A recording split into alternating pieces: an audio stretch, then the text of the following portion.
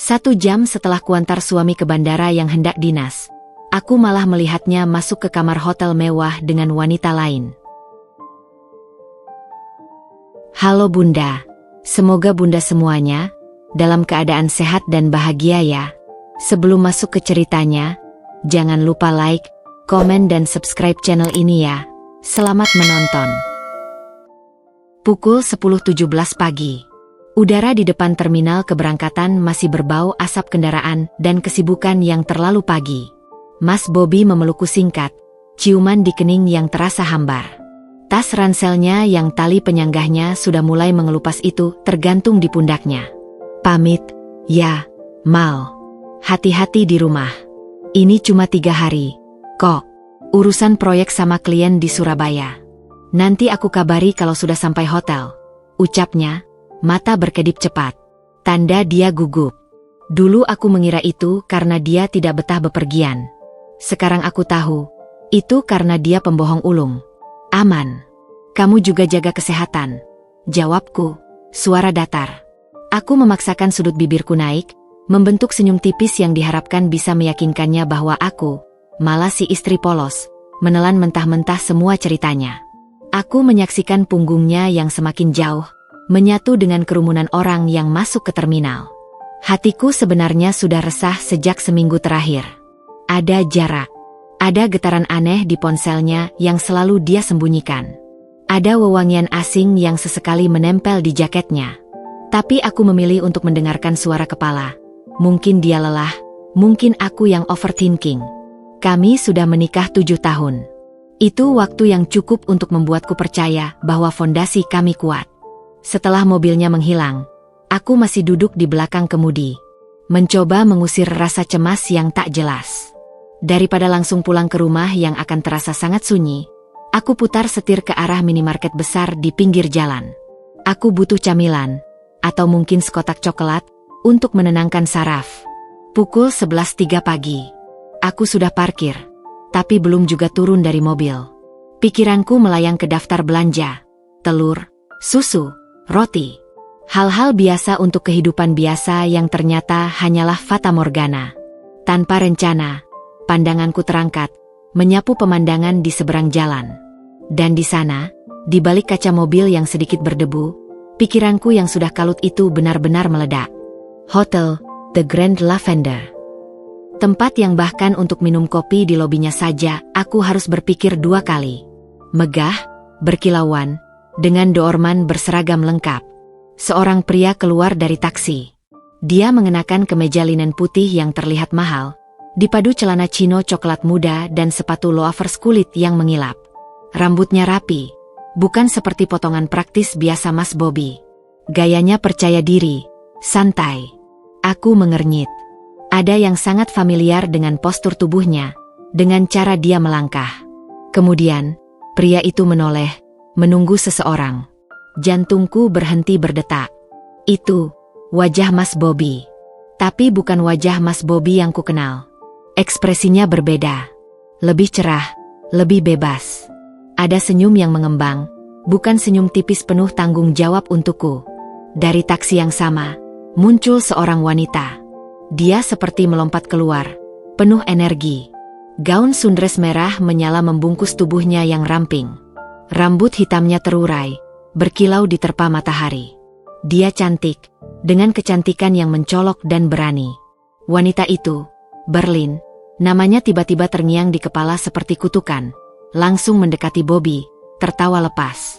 Tanpa basa-basi, dia menyelipkan tangannya ke dalam siku Bobby, menggantungkan diri dengan akrabnya yang membuat perutku mual. Dan Bobby menerimanya. Dia bahkan mencondongkan badan, seperti membisikkan sesuatu. Berlin mendongak, menatapnya dengan tatapan berbinar-binar. Tatapan yang dulu hanya aku lihat di matanya saat kami masih pacaran. Mereka berdua, terlihat seperti pasangan yang sedang berlibur bahagia, berjalan mendekati pintu putar hotel. Bobby bahkan dengan santainya meletakkan tangan di punggung Berlin, memandu langkahnya. Sebuah gesture perlindungan yang dulu selalu dilakukannya untukku di keramaian. Dunia di luar mobilku tiba-tiba senyap. Semua suara lalu lintas, klakson, teriakan, menghilang. Yang tersisa hanya desingan telingaku sendiri dan debar jantung yang keras, tidak beraturan, seperti hendak memecahkan tulang rusukku. Dinas? Surabaya? 3 hari. Aku melihat mereka menghilang di balik kemewahan kaca dan marmer. Lalu, dengan gerakan robot, tanganku meraih ponsel di sampingku. Layar menyala. Tidak ada notifikasi dari Bobby. Dengan jari yang gemetar, aku membuka aplikasi chat. Statusnya, online. Hijau. Menyala. Menyilaukan. Aku menarik napas dalam-dalam, mencoba menenangkan diri. Mungkin ada penjelasan? Mungkin meeting dadakan di hotel dengan klien? Tapi, pakaiannya? Senyumannya? Tatapan mereka? Kemudian, ponselku bergetar. Sebuah pesan masuk. Dari Bobby. Mal, pesawat baru landing di Surabaya. Panas sekali di sini. Aku ke hotel dulu ya. Nanti ada meeting siang. Love you. Aku membaca pesan itu. Sekali. 2 kali. 3 kali. Kalimatnya berbaris rapi. Sebuah narasi rapi yang dia susun untukku. Tapi narasi itu kini berserakan di hadapanku. Bercampur dengan gambar dia dan Berlin yang baru saja tersapu pintu putar hotel mewah. Pesawat landing di Surabaya. Aku menatap hotel itu lagi. Lobi yang luas terlihat nyaman dan sejuk. Tempat sempurna untuk sebuah pengkhianatan. Dingin yang aneh merayap dari ujung kaki ke seluruh tubuhku. Padahal hari semakin siang dan panas. Air matanya belum juga datang. Yang ada adalah sebuah kehampaan besar. Lalu perlahan-lahan diisi oleh sesuatu yang lain. Sebuah tekad baja yang dingin. Aku tidak menangis. Aku tidak berteriak. Aku hanya menyalakan mesin mobil, menyetir keluar dari parkiran, dan berhenti di sebuah kafe tepat di seberang, The Grand Lavender. Aku memesan kopi hitam. Kursi dekat jendela memberiku view sempurna. Pukul 11.47 pagi. 1 jam setelah aku mengantarnya ke bandara, hidupku yang tenang telah digulingkan. Tapi dari puing-puing kepercayaan yang hancur itu, seseorang yang lain mulai bangkit. Seorang Mala yang baru. Dan perjalanan 3 hari Mas Bobby yang fiktif, akan menjadi 3 hari terakhir bagi kepalsuan dalam pernikahanku. Aku akan memastikannya. Kopi hitam di depanku sudah dingin, tak tersentuh. Pandanganku terus tertambat pada pintu putar hotel. Seolah-olah dengan kekuatan Will sendiri, Bobby dan Berlin akan muncul lagi dan mengakui ini semua adalah kesalahpahaman yang mengerikan. Mereka tidak muncul. Pukul 1 siang. Lobi hotel tetap ramai dengan orang-orang yang datang dan pergi, masing-masing membawa cerita mereka sendiri. Aku membayangkan Bobby dan Berlin sedang di kamar nomor sekian. Mungkin sedang tertawa menertawakanku, si istri naif yang mengira suaminya sedang rapat di Surabaya. Rasa mual menguat. Tapi di balik mual itu, ada api kecil yang mulai menyala.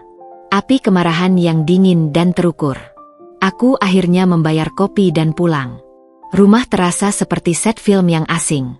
Setiap sudut mengingatkanku pada Bobby. Tapi sekarang semua kenangan itu terasa palsu, terkontaminasi. Tas ransel, dinas, lamanya yang biasanya dia bawa, tergantung di balik pintu kamar. Dia bilang lupa membawanya. Tentu saja, karena dia membawa tas lain yang lebih bagus, untuk pakaian yang lebih bagus, untuk kehidupan yang lebih bagus bersama wanita lain. Aku berdiri di depan laptop kami yang tua di meja kerja di sudut ruang tamu. Ini laptop bersama, untuk keperluan rumah, memesan tiket, atau Bobby kadang membuka laporan kerja di akhir pekan. Dia selalu malas log out dari akun-akunnya. Dulu aku selalu mengingatkannya, dengan sedikit kesal. Sekarang, kelalaiannya itu terasa seperti anugerah.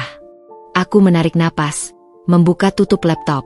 Layar menyala, langsung menampilkan inbox emailnya yang masih terbuka. Bobby, Wijaya Bank Global Co. ID.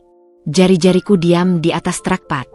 Ada suara kecil di kepalaku, suara istri yang baik, yang berkata, ini salah, ini privasinya. Tapi suara itu tenggelam oleh gema tawa Berlin dan bayangan senyum Bobby yang asing tadi pagi. Klik. Mataku langsung menangkap deretan email.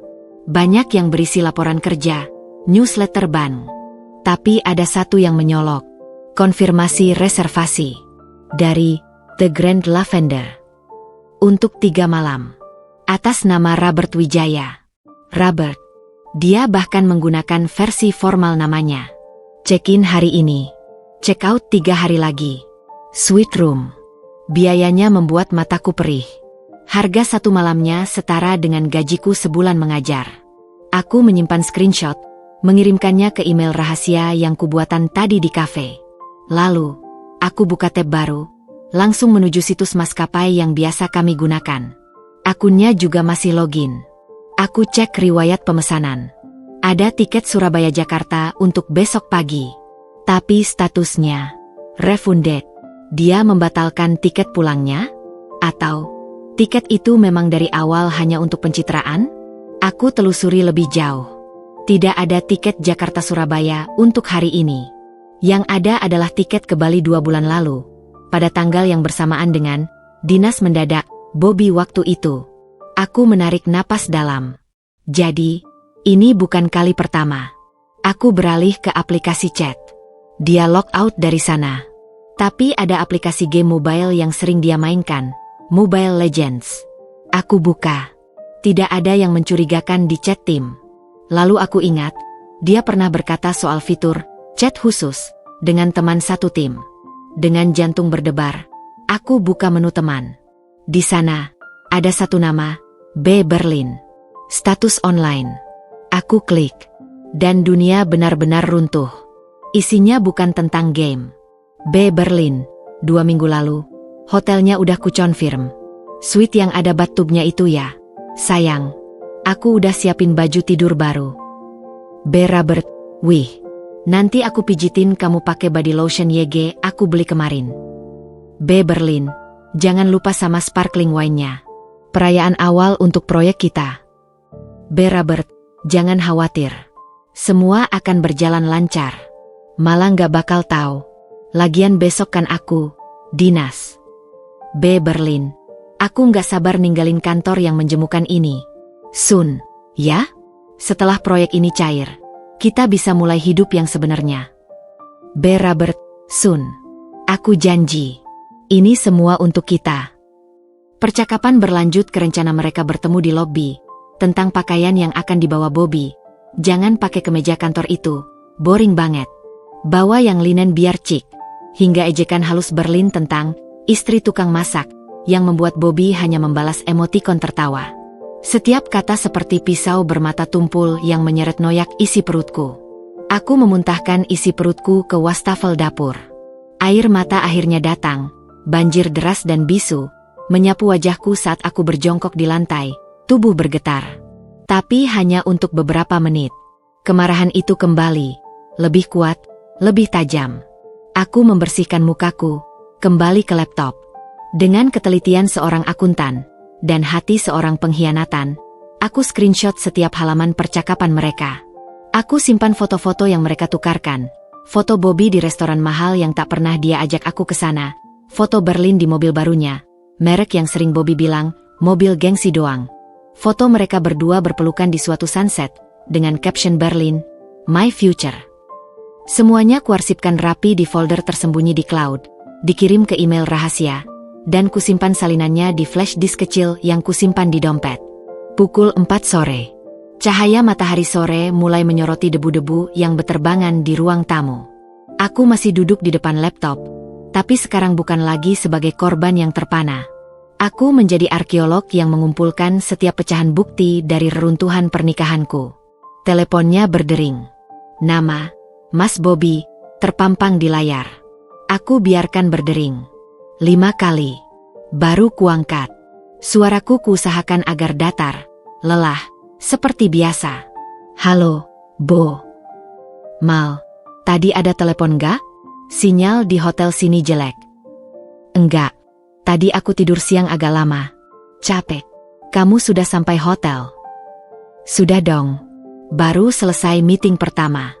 Melelahkan. Aku memejamkan mata, membayangkannya berbohong dengan mudahnya. Mungkin sambil berbaring di bathtub suite room dengan Berlin di pelukannya. Iya, istirahat yang cukup. Makan yang teratur. Iya, sayang. Kamu juga. Aku sayang kamu. Kalimat terakhir itu, dahulu, itu adalah mantra penghangat. Sekarang, itu adalah racun. Aku ingin meneriakkan semua yang ku ketahui ke telepon. Aku juga, bisikku, suara serak. Pulang dengan selamat. Aku menutup telepon, melemparkannya ke sofa seolah benda itu membakar tanganku. Malam turun. Aku tidak menyalakan lampu.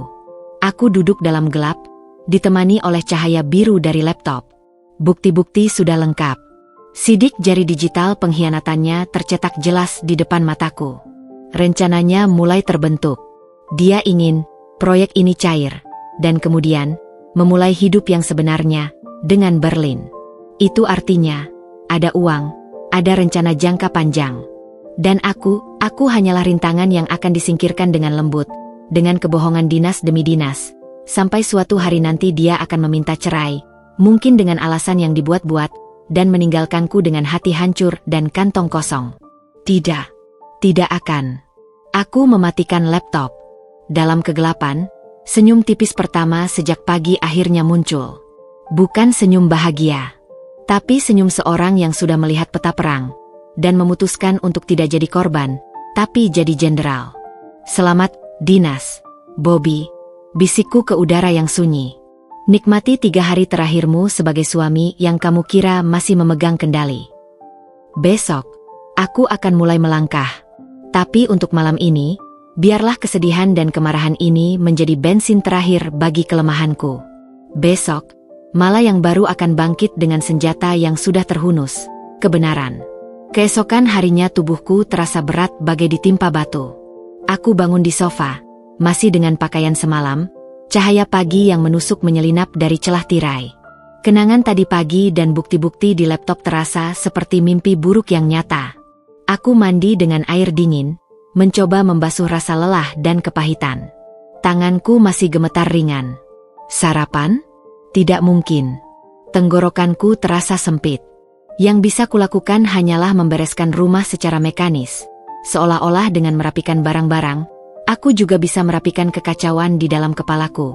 Pukul 10 pagi, bel rumah berbunyi. Kucatat, siapa lagi? Biasanya hanya Pak Pos atau kurir. Aku mengintip dari lubang pintu. Dan terkekalah. Bu Inah, ibu mertuaku. Berdiri di teras dengan tas kain besar di tangannya. Wajahnya yang biasanya cerah kini terlihat keriput oleh kekhawatiran. Jantungku berdebar kencang. Apa dia sudah tahu? Apakah Bobby cerita? Atau ini kebetulan yang menyiksa? Dengan tangan yang sedikit gemetar, ku buka pintu. Bu, datang-datang, ucapku, berusaha tersenyum. Mal, sapanya, matanya langsung menyapu wajahku. Seperti sensor yang tajam. Aku nggak bisa tidur semalam. Firasatku jelek sekali. Kayak ada yang nggak beres sama Bobby. Dia masuk tanpa menunggu diundang, meletakkan tasnya. Aku berusaha tenang. Firasat? Bobby lagi dinas, Bu. Ke Surabaya. Iya, dia telepon aku kemarin bilang begitu. Bu Inah duduk di kursi makan, tangannya meremas-remas ujung kebayanya. Tapi suaranya, ada yang aneh. Dan kamu, tatapannya menancap padaku. Kamu kelihatan seperti nggak tidur seminggu. Ada apa, Mal? Jangan bohong sama ibu. Air mata yang sempat mengering tadi malam, tiba-tiba menggenang lagi. Tekadanku untuk tegar hampir runtuh di hadapan tatapan penuh kasih dan kekhawatiran itu. Bu Inah bukan seperti ibu mertua pada umumnya. Setelah ayah Bobby meninggal, dia lebih dekat denganku. Sering bilang aku anak perempuan yang tak pernah dia punya. Tapi bisakah aku mempercayainya? Darah adalah darah. Dia pasti akan memihak anaknya. Bener, Bu. Cuma lagi capek aja. Murid-murid lagi ujian. Bohongku terdengar datar di kupingku sendiri.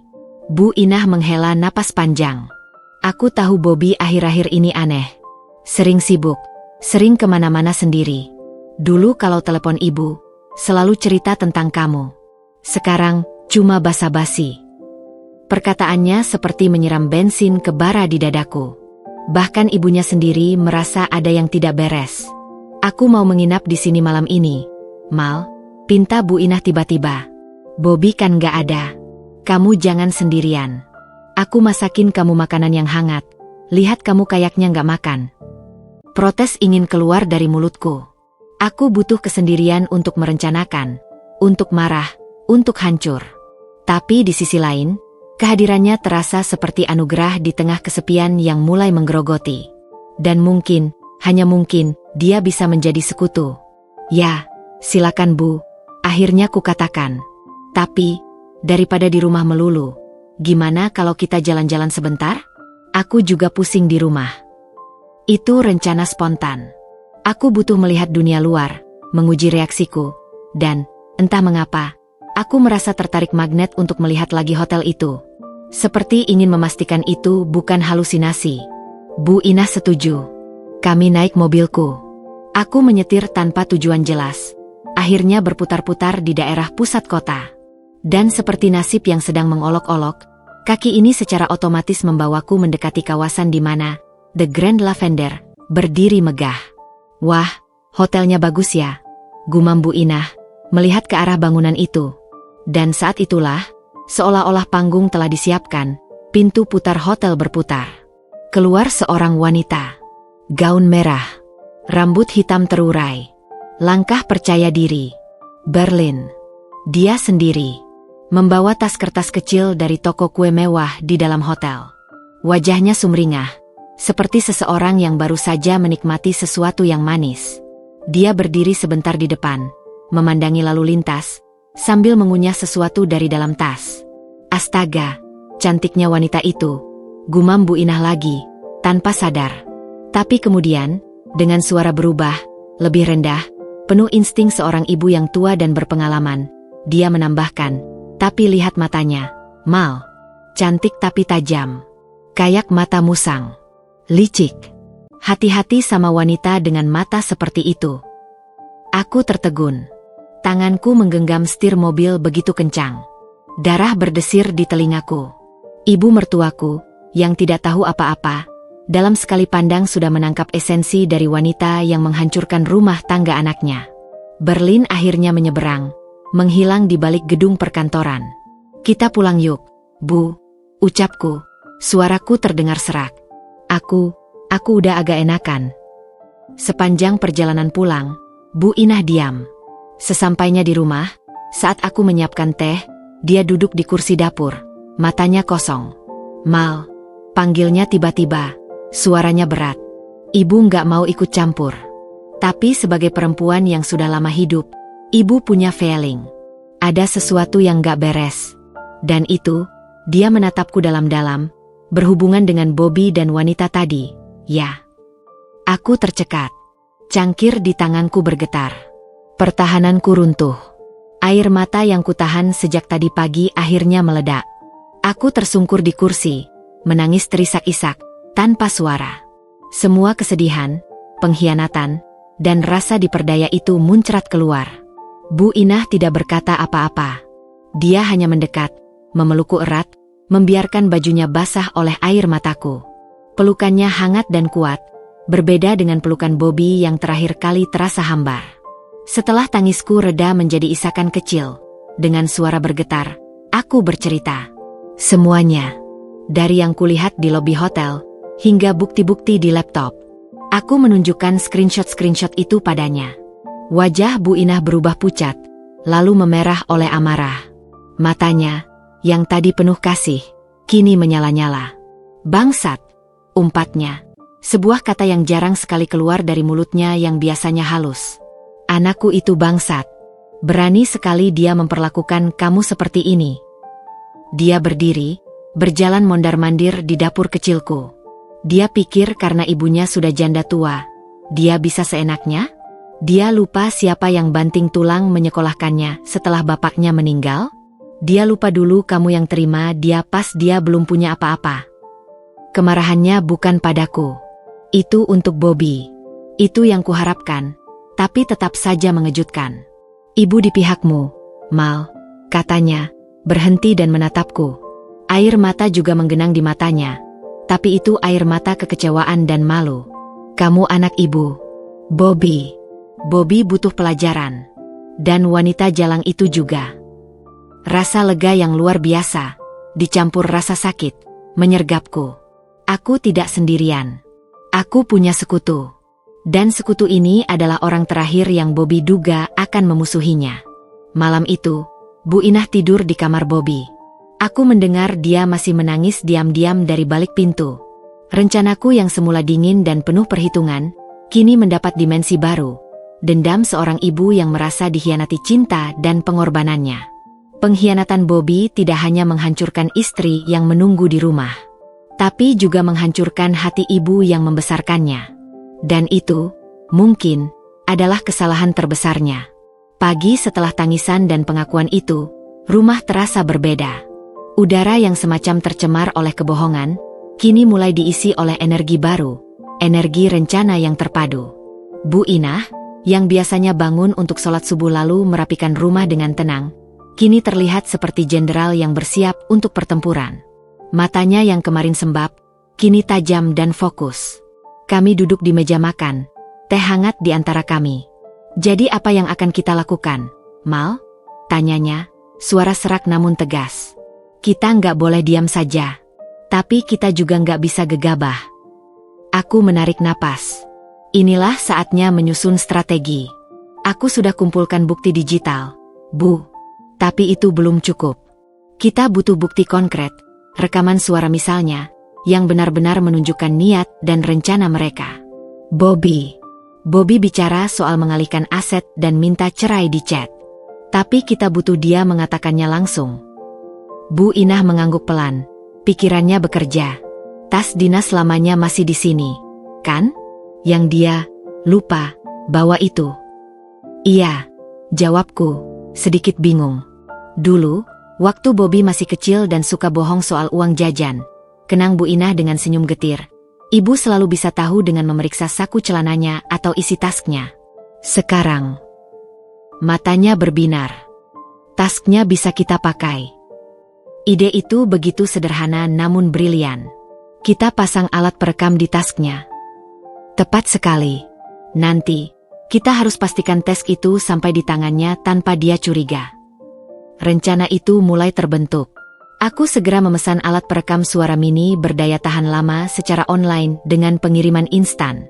Sementara itu, Bu Inah menelepon Bobby. Aku mendengarkan dengan seksama, sambil menyiapkan sarapan palsu untuk memperkuat alibi. Bobby, ibu di rumah Mala? Iya, semalam ibu menginap sini? Enggak, Mala baik-baik saja, cuma kelihatan kecapean aja. Oh iya, tas dinasmu yang hitam itu kan masih di sini? Mala lihat di balik pintu. Kamu butuh nggak isinya? Apa mau ibu antarkan ke kantor? Aku bisa mendengar suara Bobby di seberang telepon yang terdengar grogi, berusaha tenang. Nggak usah repot-repot, Bu. Lagian aku di Surabaya. Loh, katanya kamu dinas 3 hari? Hari ini kan hari kerja. Pasti kamu butuh berkas-berkas di tas itu untuk laporan atau apa? Desak Bu Inah, dengan kepolosan yang dibuat-buat yang sangat meyakinkan. Ah, iya, tapi, nggak apa-apa Bu. Aku bisa manage.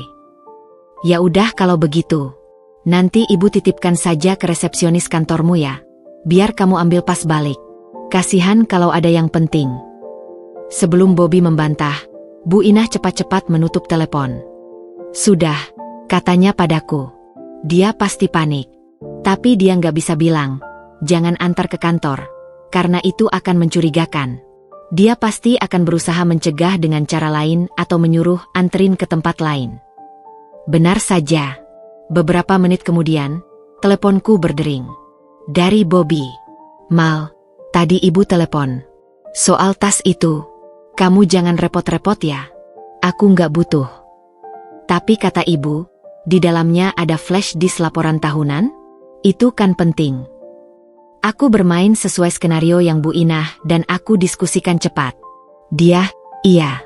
Tapi, gini aja. Aku kan nggak di kantor.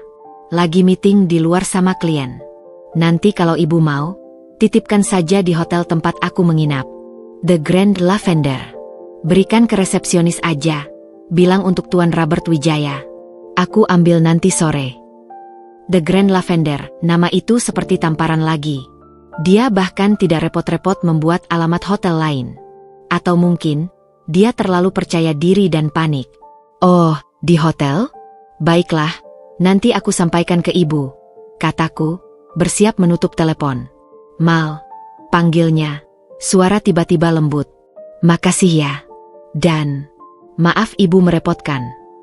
Tidak apa-apa. Ibu juga cuma ingin membantu. Alat perekam datang siang itu. Kecil, sebesar korek api, dengan klip yang bisa diselipkan di jahitan.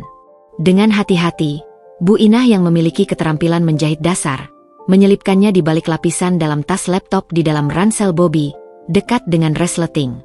Dia memastikannya tersembunyi sempurna dan mikrofonnya tidak terhalang. Baterainya tahan 48 jam, bisikku, setelah mengaktifkannya via Bluetooth dari ponsel. Dia akan terekam setiap suara di sekitarnya. Bagus, kata Bu Inah, mengangguk puas. Sekarang, bagian ibu. Dengan tas ransel itu di pundaknya, Bu Inah berangkat naik taksi online. Aku ingin ikut, tapi dia bersikeras pergi sendiri. Dia ibuku, Mal. Aku yang harus melakukan ini. Kalau kamu yang datang, dia atau wanita itu mungkin sedang di lobi dan bisa melihatmu. Aku mengalah, menunggu di rumah dengan perasaan campur aduk, cemas, harap, dan sedikit rasa bersalah karena melibatkan Bu Inah. Tapi tekadnya lebih kuat dari rasa bersalahku. Bu Inah mengirimkan pesan singkat saat perjalanan. Sampai depan hotel. Megah sekali. Bikin ibu geram. Beberapa menit kemudian, masuk lobi. Dingin. Banyak orang bule. Ibu tanya ke resepsionis paling muda. Kelihatannya baik. Aku membayangkannya. Seorang wanita parubaya dengan kebaya sederhana, berdiri di tengah kemewahan yang asing, menjalankan misi untuk menegakkan keadilan bagi menantunya. Pesan terakhir, tas sudah dititipkan. Resepsionisnya bilang akan telepon ke kamar Tuan Robert. Ibu bilang titipan dari ibunya. Ibu pulang ya. Dia kembali ke rumah 1 jam kemudian. Wajahnya sedikit pucat tapi matanya berbinar. Berhasil, Mal. Resepsionisnya bilang akan memberitahu Bobby. Sekarang kita tinggal menunggu. Menunggu. Itu adalah bagian yang paling menyiksa. Sepanjang sore, aku dan Bu Inah duduk di ruang tamu. Tidak banyak bicara. Pikiranku melayang ke tas itu. Apakah Bobby sudah mengambilnya? Apakah dia curiga? Apakah alatnya bekerja? Malam harinya, pukul 8 malam, aplikasi di ponselku yang terhubung ke perekam menunjukkan ada aktivitas suara. Aku segera memakai earphone. Bu Inah duduk di sampingku, wajah tegang. Awalnya hanya suara gesekan kain, seperti tas sedang diangkat. Lalu suara resleting dibuka. Kemudian, suara Bobby yang jelas, tapi terdengar jauh. Mungkin tas diletakkan di suatu tempat, ibu ini memang merepotkan. Tapi untung cuma titip tas. Lalu, suara wanita, suara yang menggelikan dan manja, suara Berlin. Siapa? Ibumu? Apa isinya? Jangan-jangan kamu bohongin dia juga. Bob, isinya cuma laptop lama dan beberapa flash disk. Nggak penting. Dia mungkin cuma cari alasan buat ngecek aku. Sudah, lupakan. Berlin. Aduh, jadi serem aku. Dia tahu nggak kamu di sini? Bob, masa iya? Dia cuma orang tua kampung. Nggak mungkin. Ini cuma kebetulan. Ada suara decitan. Mungkin mereka sedang duduk di sofa. Berlin, suaranya lebih mendesak. Kamu yakin semua aman? Soal proyek dan rencana kita. Bob, lebih pelan. Lebih intim. Yakin. Aku sudah pelan-pelan cairkan dana investasi kita yang di deposito itu. Malah nggak ngerti soal finansial. Besok pagu proyek dari bank cair. Langsung aku alihkan ke rekening offshore kita di Singapura. Setelah itu, kita tunggu 1-2 bulan. Lalu aku akan mulai proses cerai. Aku akan bilang sudah nggak cocok. Mungkin aku yang bersalah. Dia cuma guru. Pasti nggak berani berbuat banyak. Suara itu begitu jernih, begitu dingin. Rencana yang begitu rinci untuk mengkhianati dan merampokku. Bu Inah menggenggam tanganku, tangannya dingin, wajahnya pucat pasi oleh kemarahan dan kekecewaan. Berlin, janji? Aku nggak mau jadi simpanan selamanya. Bo, aku mau status. Dan kita bisa mulai baru, mungkin di Bali seperti yang kita bicarakan. Bob, janji. Ini semua untuk kita, untuk masa depan kita. Malah, dia sudah bukan bagian dari hidupku yang sebenarnya. Percakapan berlanjut ke hal-hal remeh, rencana makan malam, tertawa mesra. Tapi kata-kata kunci sudah terekam. Cairkan dana, rekening offshore, proses cerai, guru tidak berani berbuat banyak. Aku mencabut earphone. Aku merasa mual. Tapi di balik mual itu, ada kepuasan yang gelap. Kami mendapatkannya. Bukti yang tak terbantahkan. Bu Inah menangis. Tangis yang hening, penuh kepedihan. Dasar anak durhaka, bisiknya berulang kali. Demi wanita lacur, mau meninggalkan istri yang setia dan menjual harta bersama. Malam itu, kami tidak tidur. Kami duduk bersama, mendengarkan rekaman itu berulang-ulang, memastikan setiap kata tertangkap jelas. Bu Inah, yang awalnya hanya sekutu karena rasa kasihan padaku, kini telah berubah menjadi pihak yang terluka secara langsung. Bobby tidak hanya mengkhianati istri, tapi juga mengkhianati kepercayaan dan pengorbanan ibunya. Besok, kata Bu Inah pagi harinya, matanya merah tapi sorotnya seperti baja. Kita mulai bergerak. Untukmu, Mal. Dan untuk ibu, sebagai ibunya yang dia sudah lupakan. Sekutu di tempat tak terduga ini kini telah menjadi kekuatan terbesarku. Dan Bobby, yang sedang bersantai di suite hotel mewahnya, sama sekali tidak menyadari bahwa tas, tidak penting, yang ibunya antarkan, telah menjadi bom waktu yang akan meledakkan seluruh rencana liciknya. Hari kedua pengkhianatan Bobby terasa seperti berjalan dalam ruang hampa. Aku dan Bu Inah bergerak seperti dua automaton, dikelilingi oleh keheningan rumah yang semakin terasa seperti kuburan bagi pernikahan kami. Tapi di balik sunyi itu, gelora amarah dan kekecewaan terus mendidih, disalurkan ke dalam satu tujuan, mengumpulkan bukti. Setelah rekaman dari tas berhasil diunduh, kami memutuskan untuk membuat salinan di beberapa perangkat. Aku menyimpannya di laptop, di flash disk terpisah, dan di cloud.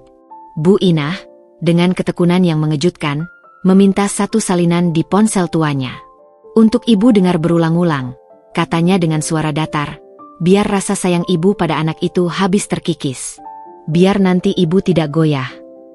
Siang itu, setelah makan siang yang hanya kami sentuh sekadarnya, kami memutuskan untuk benar-benar mendengarkan rekaman itu dengan saksama, kata demi kata. Kami butuh transkrip, butuh memahami setiap nuansa rencana mereka. Kami duduk di ruang tamu. Laptop terbuka di meja rendah. Bu Inah memegang buku catatan dan pulpen. Aku menghubungkan speaker Bluetooth kecil. Suara desisan awal rekaman, suara gesekan kain dan resleting, mengisi ruangan. Suara Bobby, jauh, ibu ini memang merepotkan. Tapi untung cuma titip tas. Suara Berlin, dekat, manja, siapa? Ibumu? Apa isinya? Jangan-jangan kamu bohongin dia juga. Bobby, isinya cuma laptop lama dan beberapa flash disk. Nggak penting. Dia mungkin cuma cari alasan buat ngecek aku. Sudah, lupakan. Berlin, tawa kecil. Aduh, jadi serem aku. Dia tahu nggak kamu di sini? Bobby, masa iya? Dia cuma orang tua kampung. Nggak mungkin. Ini cuma kebetulan. Bu Inah mengatupkan bibirnya rapat-rapat saat mendengar kata, orang tua kampung. Tangannya mengepal di atas buku catatan. Tapi dia terus menulis, mencoba menyalin dengan huruf-huruf yang ragu. Kemudian, suara mereka menjadi lebih jelas, intim, seperti sedang berbisik-bisik di sofa. Berlin, suara mendesah. Khawatir, kamu yakin semua aman? Soal proyek dan rencana kita? Aku nggak bisa tenang, Bo. Aku dengar ada audit internal di bankmu. Bobby, percaya diri, meyakinkan, tenang saja. Sayang, audit itu rutin. Mereka nggak akan temukan apa-apa. Aku sudah atur semuanya dengan rapih. Dana investasi kita yang dideposito berjangka, yang atas nama Mala dan aku, sudah aku cairkan perlahan. 250 juta bulan lalu, 300 juta minggu kemarin. Dia nggak pernah cek saldo. Percaya saja sama aku. Guru, taat, polos. Kata-kata itu seperti pukulan palu godam. 250 juta. 300 juta. Aku tahu kami punya deposito bersama. hasil jerih payah kami selama ini. Tapi aku mempercayakan semuanya pada Bobby karena dia yang ahli finansial. Rasa mual naik ke kerongkongan. Bu Inah menatapku, matanya penuh tanya. Aku mengangguk pelan, mengkonfirmasi bahwa angka itu nyata. Berlin, terus uangnya? Kamu taruh di mana? Bobby berbisik lebih pelan, bangga, sudah aman. Di rekening atas nama PT Bodong yang aku buat. Besok, setelah pencairan dana proyek kerjasama dengan vendormu, yang 1,5 M itu, aku akan transfer sekalian ke rekening offshore kita di Singapura. Nama perusahaannya, BFL Future Holdings. B untuk Bobby, L untuk Lina. Nama aslimu kan Lina, tapi kita pakai Berlin biar keren. Aku menggigit bibirku sampai hampir berdarah. BFL Future Holdings, mereka sudah memberi nama pada masa depan mereka, sambil mengubur masa depanku. Berlin, terdengar senang. Wah, kamu pinter banget. Jadi setelah itu, Bobby, setelah itu, kita tunggu sekitar 2 bulan. Biar semua tenang. Aku akan mulai tunjakin masalah dengan malah. Aku akan ciptakan konflik.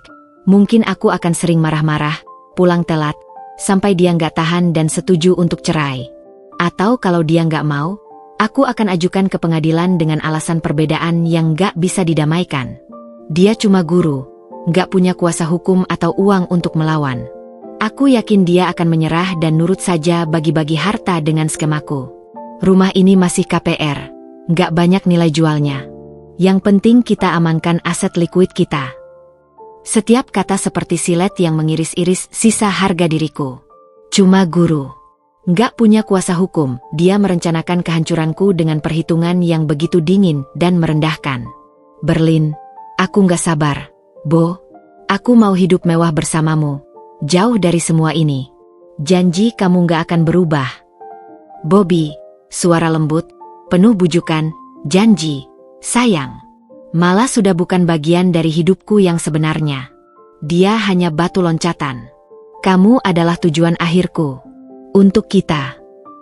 Rekaman kemudian beralih ke obrolan ringan, rencana makan malam di restoran Jepang di dalam hotel, dan tertawa mesra mereka.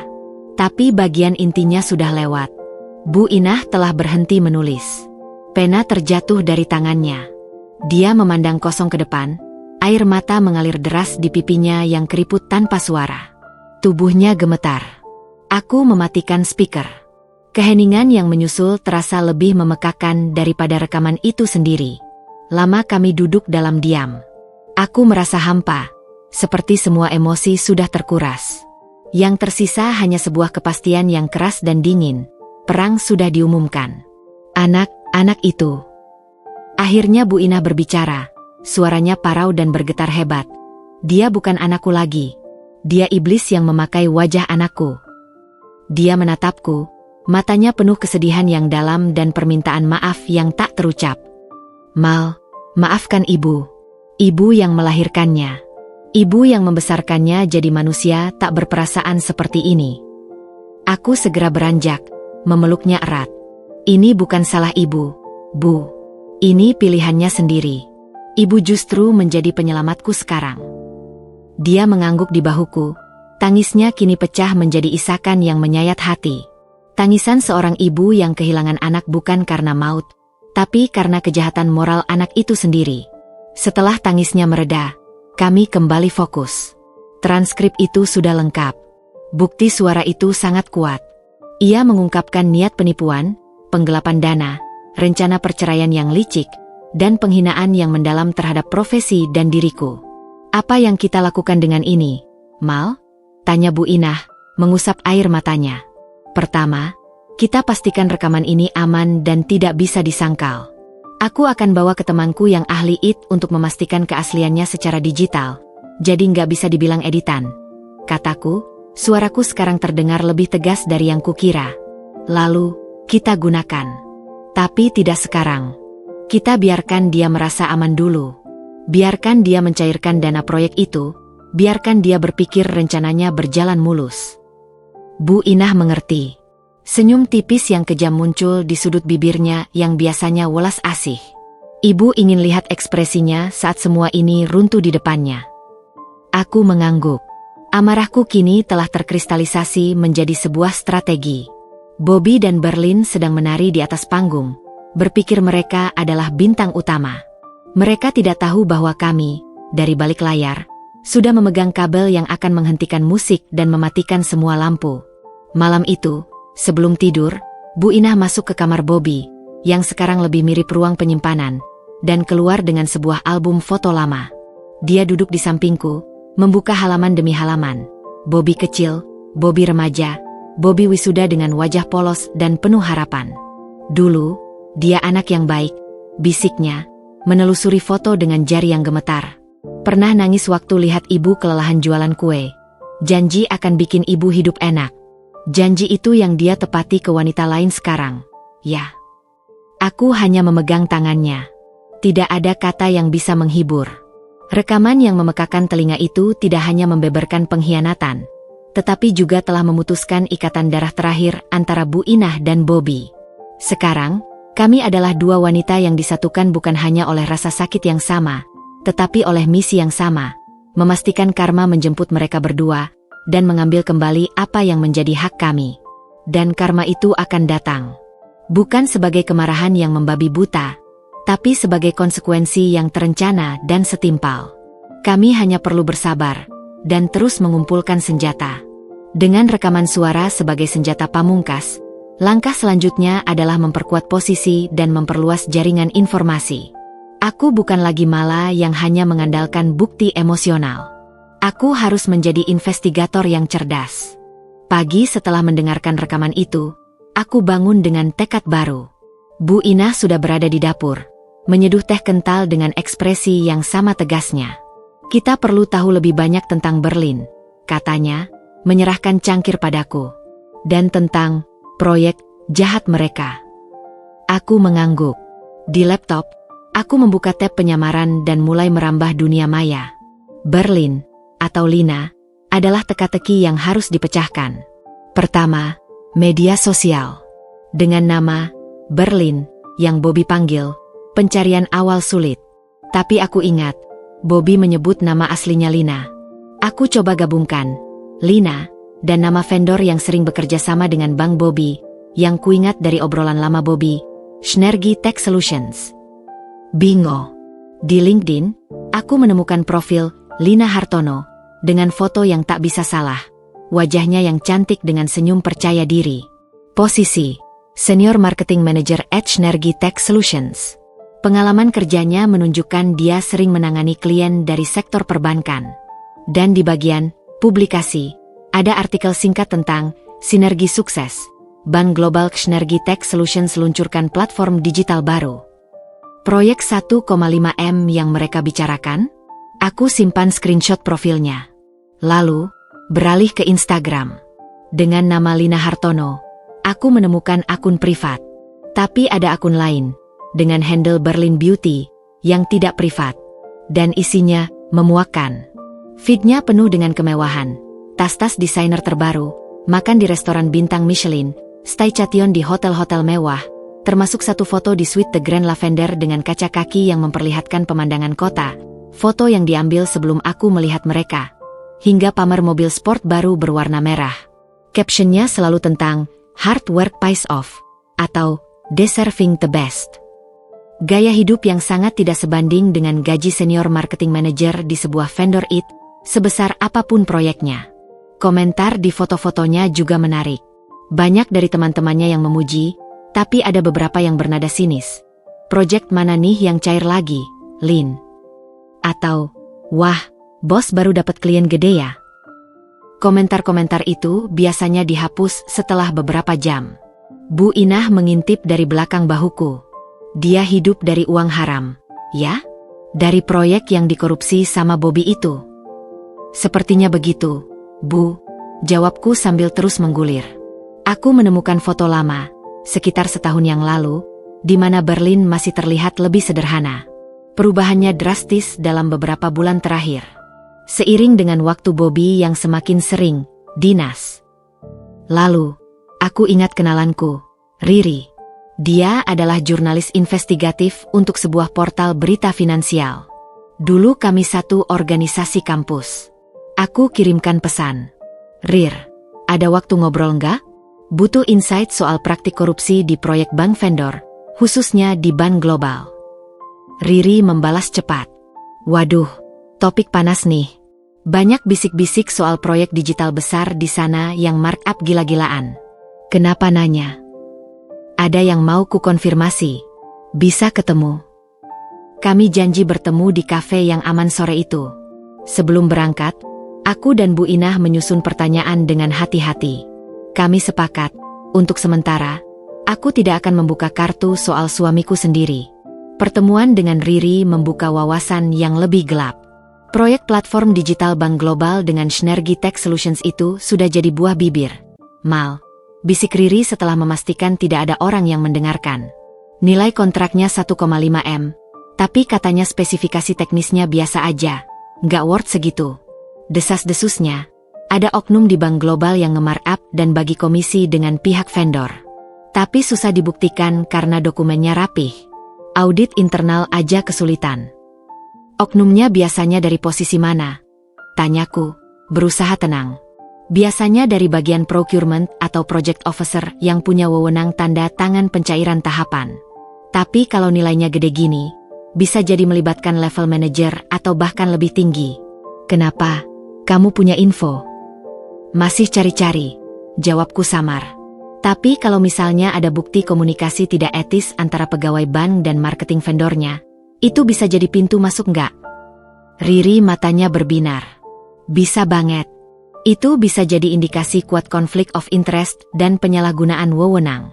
Apalagi kalau komunikasinya membuktikan ada kesepakatan gelap. Kamu punya. Masih proses. Aku berikan senyum kecil. Nanti kalau sudah lengkap, aku bisa kasih ke kamu untuk diolah jadi artikel, tentu dengan proteksi sumber. Deal. Riri bersemangat. Tapi hati-hati ya, Mal. Orang-orang yang main proyek ginian gak main-main. Pulang dari pertemuan, kepalaku penuh dengan informasi. Bobby bukan hanya selingkuh. Dia diduga melakukan markup proyek dan korupsi bersama selingkuhannya. Ini lebih buruk dan lebih berbahaya. Sore harinya, Bu Inah punya ide lain. Kita coba telusuri soal PT bodong dan rekening offshore itu, katanya. Ibu punya kenalan notaris tua yang jujur. Dulu dia yang urus surat-surat tanah almarhum Bapak Bobby. Mungkin dia bisa bantu cek nama PT. Notaris tersebut, Pak Hari, ternyata masih ingat Bu Inah. Setelah Bu Inah bercerita secara umum, tanpa menyebut nama Bobby, bahwa ada keluarga yang dicurangi dengan modus PT bodong, Pak Hari bersedia membantu. Aku berikan nama BNL Future Holdings. Beberapa jam kemudian, dia telepon balik. Bu Inah, PT dengan nama itu tidak terdaftar di notaris manapun di Indonesia. Kemungkinan besar adalah PT fiktif atau didirikan di luar negeri. Hati-hati, Bu. Ini modus pencucian uang. Lapisan demi lapisan keburukan mereka terbuka. Aku merasa seperti sedang mengupas bawang yang membuat mata pedih. Tapi harus terus dilakukan. Malamnya, saat aku sedang mengecek email, sebuah notifikasi aneh muncul dari aplikasi perekam yang masih terhubung ke alat di tas Bobby. Baterainya ternyata masih bertahan. Ada aktivitas suara lagi, tapi kali ini berbeda. Suara Bobby yang panik. Bobby, suara berbisik kasar. Di telepon atasan. Dia tanya soal komunikasiku dengan orang dari Synergy. Katanya ada pengaduan anonim. Berlin, suara tinggi, cemas. Apa? Siapa yang ngadu? Kamu bilang apa? Bobby, aku bilang itu cuma komunikasi profesional. Tapi dia minta semua email dan chat terkait proyek diserahkan besok. Ini gawat, Berlin. Aku juga ditelepon bos aku. Ditanya soal etika hubungan dengan klien. Ini pasti ada yang ngintip kita. Malah? Atau siapa? Bobby, malah? Nggak mungkin. Dia nggak akan berani, dan nggak punya akses. Mungkin saingan di kantor, atau di perusahaanmu. Kita harus hati-hati. Proyek besok harus tetap cair. Setelah itu, kita bersih-bersih jejak. Rupanya, paket anonim yang kukirim ke HRD dan atasan Berlin mulai berdampak. Rasa puas yang gelap menyergapku. Mereka mulai kepanasan. Mereka mulai membuat kesalahan. Aku mematikan notifikasi. Jaring sudah mulai ku kembangkan. Dari sisi media, Riri. Dari sisi hukum perdata, PT Bodong. Dari sisi etika perusahaan, pengaduan anonim. Dan dari sisi personal, bukti selingkuh dan rencana keji. Bobby dan Berlin masih berpikir mereka sedang bermain catur tingkat tinggi. Mereka tidak sadar bahwa mereka sebenarnya sudah terjebak dalam labirin. Dan aku, bersama Bu Inah, sedang duduk di pusat labirin itu, memegang peta dan bersiap menutup setiap pintu keluar mereka, satu persatu. Keesokan harinya adalah hari pencairan proyek yang mereka bangga-banggakan. Hari di mana mereka mengira kemenangan ada di genggaman. Hari yang akan menjadi awal kejatuhan mereka. Hari ketiga, hari terakhir, dinas Bobby di Surabaya yang fiktif. Menurut rencana mereka, ini adalah hari penting, pencairan dana proyek 1,5 M itu. Tapi berkat email-email anonim yang kukirim, hari ini juga menjadi hari di mana tekanan mulai membelit mereka. Pagi-pagi, aku sudah duduk di depan laptop dengan secangkir kopi pahit. Bu Inah duduk di sampingku, tangan terlipat rapat di pangkuannya, menunggu. Kami seperti dua nahkoda di tengah badai, mengamati tanda-tanda di cakrawala. Aku membuka aplikasi yang terhubung ke alat perekam. Baterainya sudah lemah, menunjukkan tanda merah, tapi masih merekam. Suara dari kamar hotel itu samar-samar, tapi masih bisa tertangkap. Suara Bobby, tegang, bergegas, aku harus ke kantor dulu. Urus pencairan tahap akhir ini. Kamu tunggu di sini. Suara Berlin, cemas, jangan lama-lama.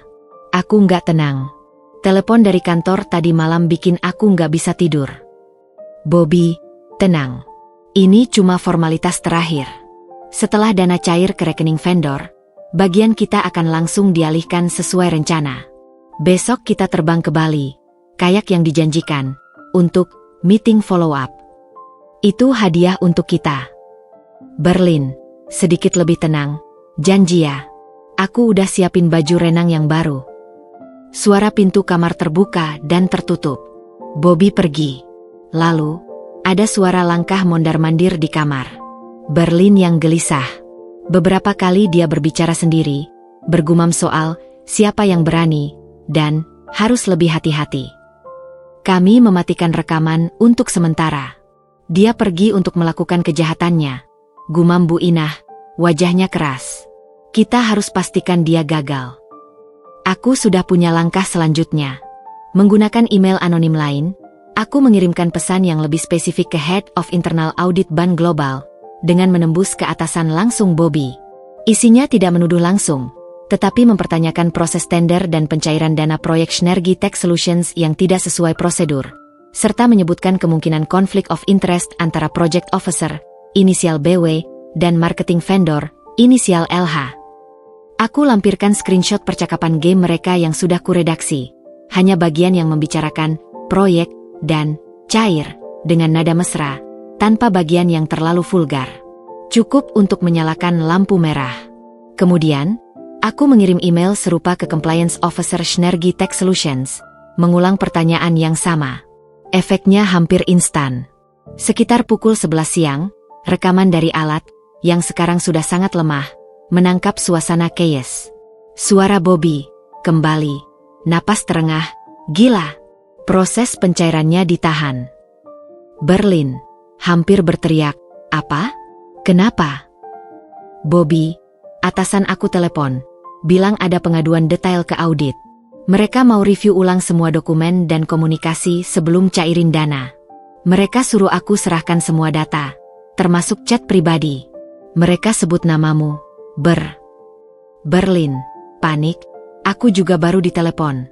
Bos aku marah-marah, bilang aku dikomplain sama bank soal etika. Dia suruh aku cuti dulu sampai investigasi selesai. Ini bencana. Bobby, ini pasti ada yang ngintip. Nggak mungkin kebetulan. Berlin, suara mulai bergetar. Menangis, apa yang kita lakukan? Uangku sudah habis buat bayar DP mobil dan kartu kredit. Kalau proyek ini gagal, aku bangkrut. Kamu janji semuanya aman. Bobby, suara kasar. Stres, jangan nyalahin aku. Kamu juga yang nagih terus. Sekarang kita harus bersih-bersih. Hapus semua chat, email. Bilang aja itu cuma hubungan profesional. Berlin. Tapi mereka minta screenshot chat kita di aplikasi game. Siapa yang bisa tahu soal itu kecuali orang yang dekat sama kita? Malah? Apa ibumu? Bobby, diam sejenak. Malah, nggak mungkin. Tapi ibu, dia memang bawa tas kemarin. Apa? Nggak. Itu mustahil. Berlin. Histeris. Mustahil? Kamu selalu meremehkan mereka. Sekarang lihat akibatnya. Aku nggak mau terlibat skandal. Karirku hancur. Suara gaduh. Sepertinya Berlin melempar sesuatu. Lalu tangisan yang makin menjadi. Bobby mencoba menenangkan, tapi suaranya juga penuh kepanikan. Kemudian, suara yang paling memuaskan. Bobby, putus asa. Dana proyek nggak cair hari ini. Mungkin nggak akan cair sama sekali. Kita harus tunda rencana kita. Berlin, jeritan kecil, tunda? Aku nggak bisa tunda. Aku udah beli tiket Bali, udah pesan villa. Aku udah bilang ke semua teman aku kalau aku akan liburan mewah dengan pacar baru yang sukses. Kamu mengecewakanku, Bobby. Pertengkaran itu berlanjut, dengan saling menyalahkan dan keputusasaan. Alat perekam akhirnya kehabisan baterai dan mati. Tapi pesannya sudah sampai, karma kecil telah menyapa. Rencana sempurna mereka retak. Bu Inah menghela napas panjang. Jadi, proyek haram mereka gagal. Bagus. Tapi itu belum cukup. Iya, Bu. Itu hanya penundaan. Mereka masih punya uang yang sudah berhasil mereka korup dari deposito kita. Dan mereka masih bersama. Mereka pasti akan cari cara lain, kataku, menutup laptop. Tapi sekarang, mereka dalam mode panik. Orang yang panik akan melakukan kesalahan. Benar saja, sore hari, telepon rumah berbunyi. Dari nomor Bobby. Aku melihat Bu Inah, lalu mengangkat dengan speakerphone. Mal, kamu di rumah? Suara Bobby terdengar sangat lelah, dipaksakan tenang. Iya, kamu sudah selesai dinas. Dinas, iya. Aku, mungkin pulang lebih awal. Besok pagi. Ada sedikit masalah di proyek. Oh, masalah apa? Tanyaku, berpura-pura polos. Ah, biasa. Birokrasi. Ribet. Hindarnya. Oh iya, kemarin ibu anterin tas ya? Dia, ngomong apa enggak? Lah, cuma nitipin tas kok. Emang kenapa? Ada yang aneh? Balasku. Enggak. Cuma, ibu tiba-tiba baik banget. Aku jadi heran. Dia baik-baik aja sama kamu. Sama seperti biasa, Bo. Ibu kan selalu baik. Kenapa tanya-tanya begitu? Kamu kok aneh? Aku memberikan tekanan halus. Ah, enggak. Aku cuma khawatir aja sama ibu. Sudah tua sendirian di rumah. Gimana kalau besok dia ikut tinggal di sini lagi? Aku bisa mendengar kecemasannya. Dia mulai mencurigai ibunya sendiri. Terserah ibu saja. Mau di sini atau di rumahnya. Baiklah. Oke. Aku cinta kamu, Mal. Demi apapun, jangan pernah bilang lagi kalimat itu padaku. Pikirku dalam hati. Tapi kuucapkan, sampai jumpa besok. Aku menutup telepon. Bu Inah menggeleng. Dia mencurigai aku. Tapi dia masih meremehkanmu. Itu kelebihan kita. Malam itu, Bu Inah mendapat telepon dari tetangga lama di kampung. Tampaknya, kabar tentang masalah Bobby di kantor sudah merembes entah dari mana. Mungkin dari atasan Bobby yang juga kenal dengan keluarga besar mereka. Tetangga itu bilang, ada yang bilang Bobby terlibat korupsi dan sedang diselidiki. Rumor bisa jadi senjata, kata Bu Inah setelah menutup telepon. Tapi kita butuh pukulan yang lebih telak. Mereka sudah jatuh, tapi belum hancur. Aku setuju. Gagalnya pencairan dana proyek adalah kemenangan kecil. Tapi kami harus merampas semua yang mereka curi, dan memastikan mereka menanggung konsekuensi sepenuhnya. Uang deposito yang sudah dicairkan Bobby harus dikembalikan. Karir mereka harus benar-benar hancur.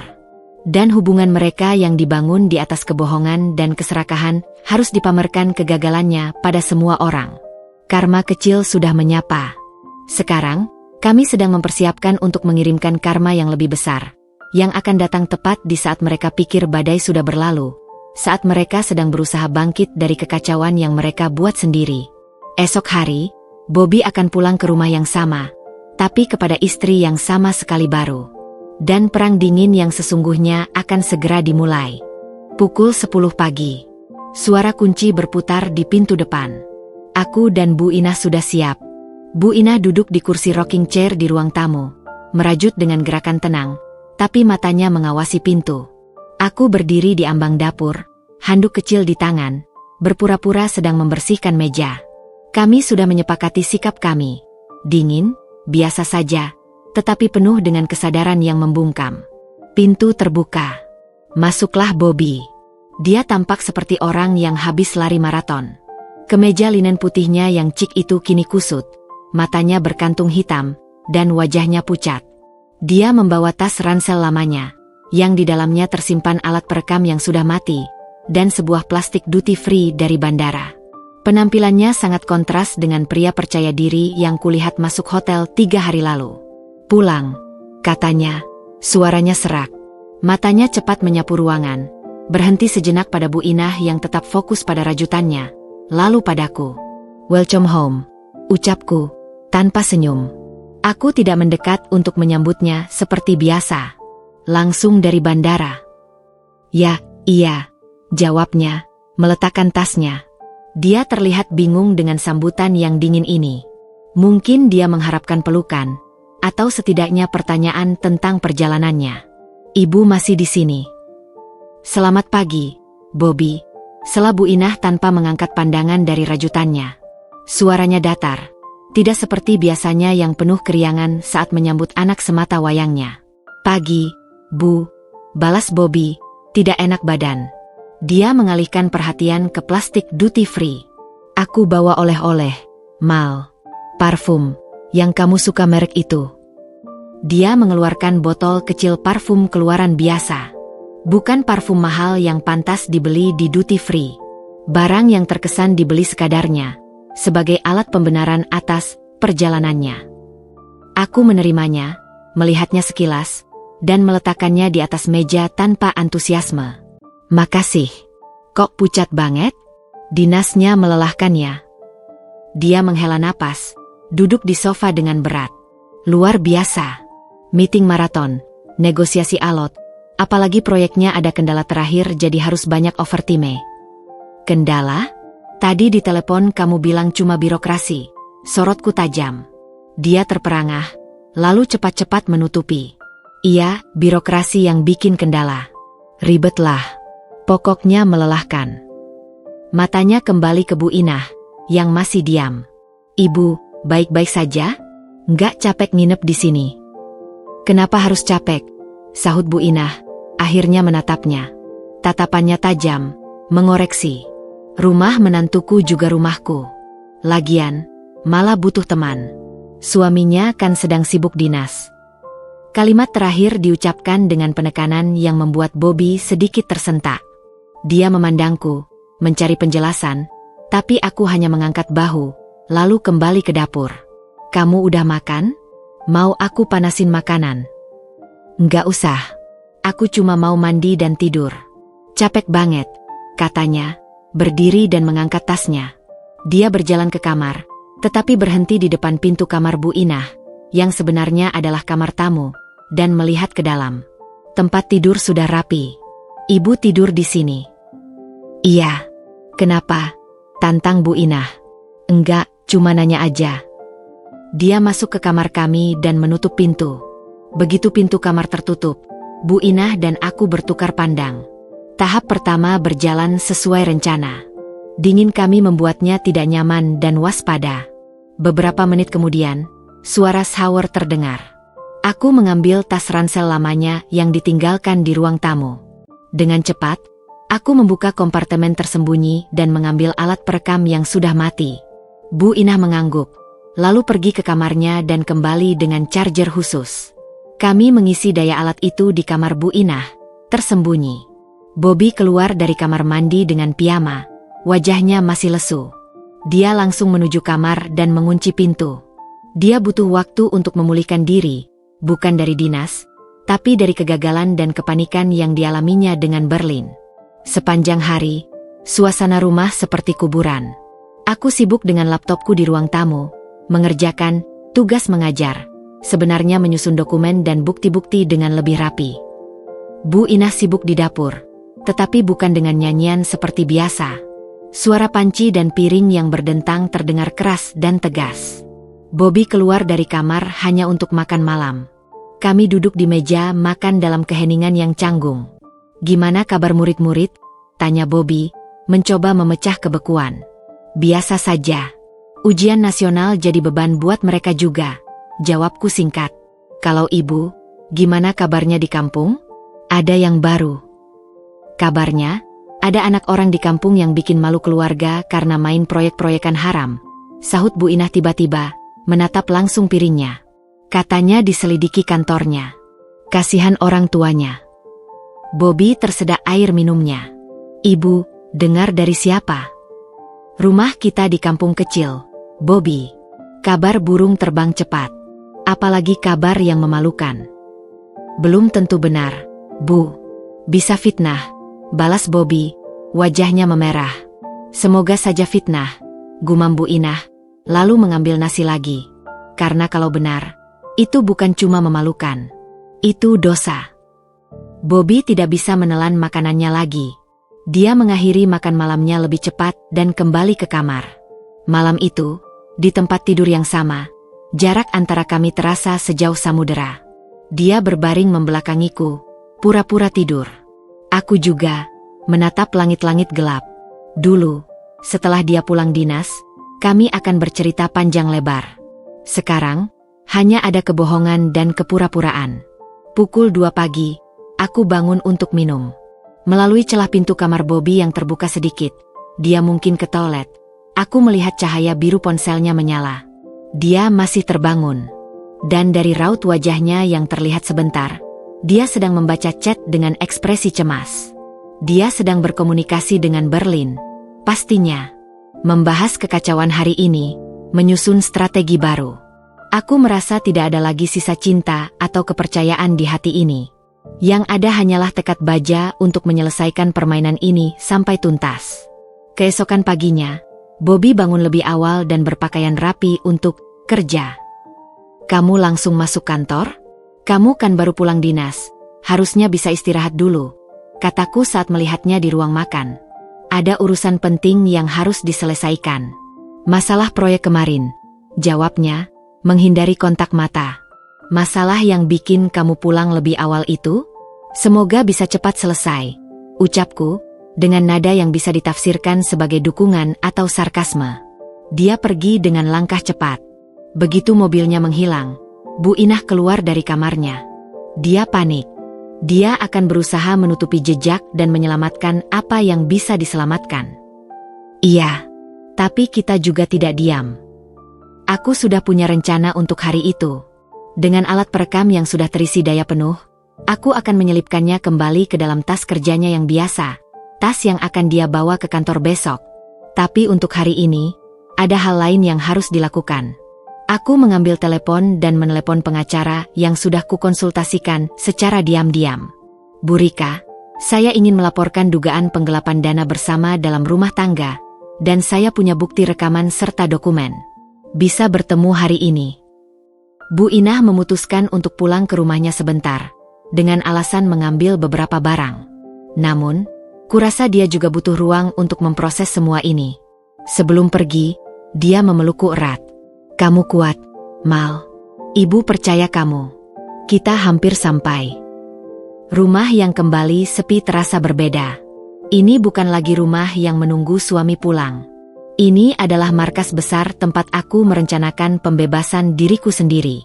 Bobby pulang ke rumah yang secara fisik sama, tetapi secara esensi telah menjadi benteng musuhnya. Dan dia, yang merasa masih bisa mengendalikan segalanya, sama sekali tidak menyadari bahwa tanah di bawah kakinya sudah mulai runtuh. Seminggu berlalu setelah Bobby pulang.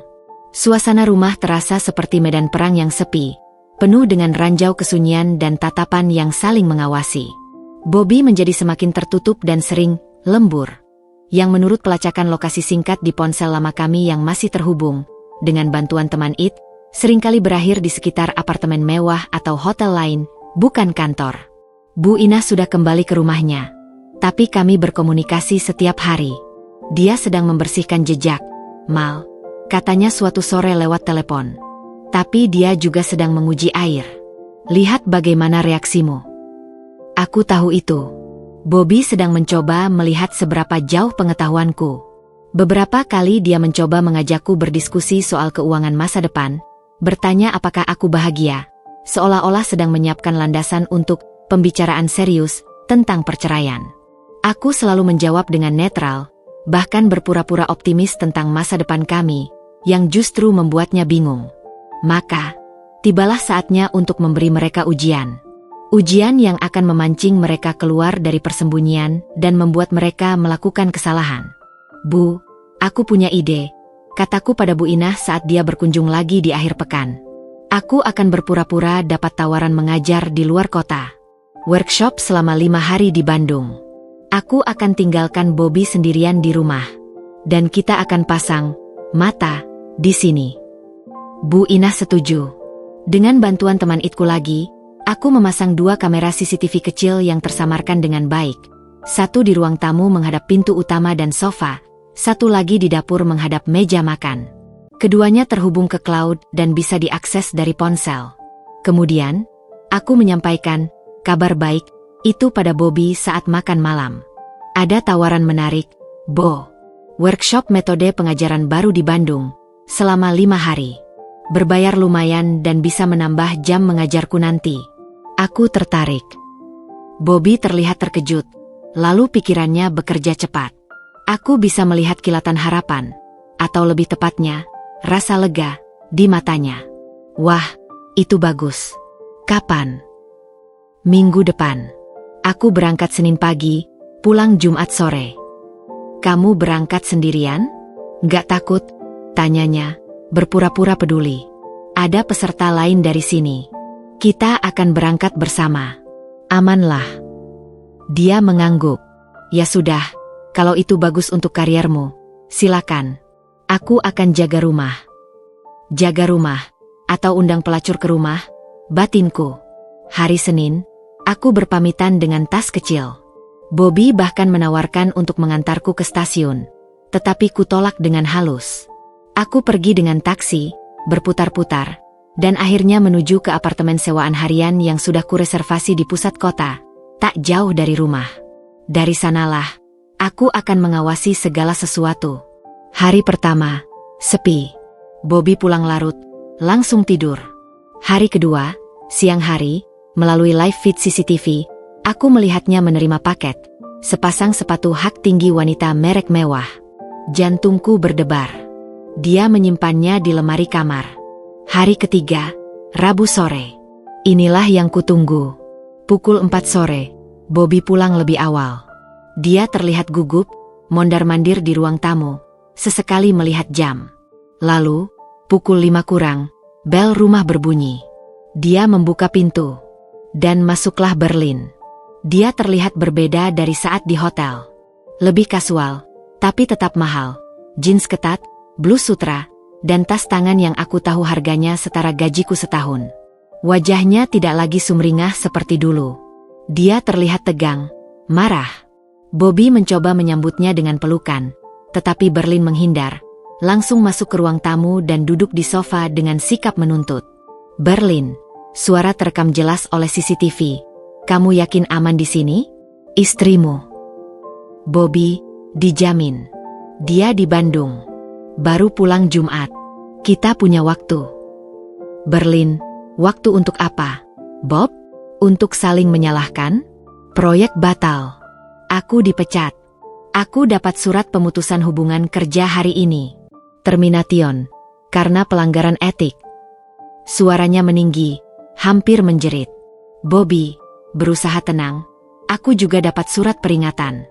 Dan ditempatkan di posisi non-struktural. Gajiku dipotong 30%. Tapi kita masih punya uang dari deposito itu. Berlin memotong, uang itu cuma sisa 550 juta? Itu bahkan gak cukup bayar hutang kartu kreditku dan cicilan mobil yang harus aku jual sekarang. Kamu janji 1,5 M. Kamu janji kehidupan mewah. Lihat aku sekarang, pengangguran. Dan rumor tentang aku sudah menyebar di industri, gak ada yang mau hire aku. Dia menangis, tapi tangisannya penuh kemarahan, bukan kesedihan. Bobby, ini bukan salahku sendiri. Kamu yang desak aku markup proyeknya. Berlin meledak. Aku? Kamu yang butuh uang cepat buat biaya hidup ganda. Bayar hotel-hotel mewah. Hadiah-hadiah untukku. Kamu pikir aku nggak tahu kamu ambil dari deposito istrimu? Kamu sama bajingannya. Dan sekarang kita tenggelam bersama. Pertengkaran mereka semakin panas. Berlin menuduh Bobby tidak kompeten. Bobby membalas bahwa Berlin materialistis dan memaksanya mengambil risiko. Mereka saling membongkar aib. Bobby menyebut Berlin punya donatur lain sebelum dia. Berlin membalas bahwa Bobby adalah suami lemah yang membenci istrinya sendiri tetapi tidak punya nyali untuk meninggalkannya. Bobby, suara lelah. Lalu apa yang kau mau sekarang? Uangku habis untuk menyogok atasan supaya investigasi internal berhenti. Aku nggak punya apa-apa lagi. Berlin, tiba-tiba dingin. Aku mau bagianku. Cairkan sisa deposito itu. Berikan padaku. Aku akan hilang dari hidupmu. Aku mau mulai baru di tempat lain. Bobby, tertawa getir. Kamu gila? Itu uang terakhirku. Dan itu atas namaku dan Mala. Nggak bisa kuambil semuanya sembarangan sekarang. Berlin, cari cara. Kamu yang bikin kita seperti ini. Aku nggak mau jatuh sendirian. Berikan aku 300 juta. Atau aku akan ceritakan semua pada istrimu. Aku akan kirim semua bukti chat, foto kita, bahkan rekaman suara kita kalau perlu, ke dia dan ke media. Ancaman itu membuat Bobby diam. Wajahnya di layar CCTV terlihat panik dan marah. Bobby, kamu nggak akan berani. Berlin, berdiri, mengambil tasnya, coba saja. Kamu punya sampai besok sore. Transfer ke rekeningku. Kalau enggak, lihat saja konsekuensinya. Aku nggak punya apa-apa lagi untuk kukalahkan, Bob. Tapi kamu masih punya sisa reputasi dan perkawinanmu yang menyedihkan itu. Pilih. Dia berjalan ke pintu, lalu berbalik. Oh iya, terima kasih untuk sepatunya. Tapi itu nggak cukup untuk menyelamatkan kita. Berlin pergi, membanting pintu. Bobby terduduk di sofa, memegang kepalanya. Lama sekali dia terdiam, seperti orang yang kalah total. Aku mematikan feed. Tanganku gemetar. Tapi bukan karena sedih. Karena kemarahan yang membara. Mereka sedang berantem bagai anjing dan kucing di rumahku, memperebutkan bangkai uang yang mereka curi dariku. Dan Bobby, di tengah kehancurannya, masih berusaha menyelamatkan sisa reputasi dan perkawinannya yang menyedihkan. Tidak akan ada yang terselamatkan. Bu Inah, yang kuhubungi segera, sangat marah. Wanita itu mau memeras anakku sendiri. Dan anakku itu, dia benar-benar hilang akal. Ibu, kataku dengan tenang yang mengejutkan diriku sendiri. Ini justru bagus. Mereka sedang hancur dari dalam. Berlin akan menjadi bom waktu bagi Bobby. Dan kita punya rekaman pertengkaran mereka di rumah kita sendiri.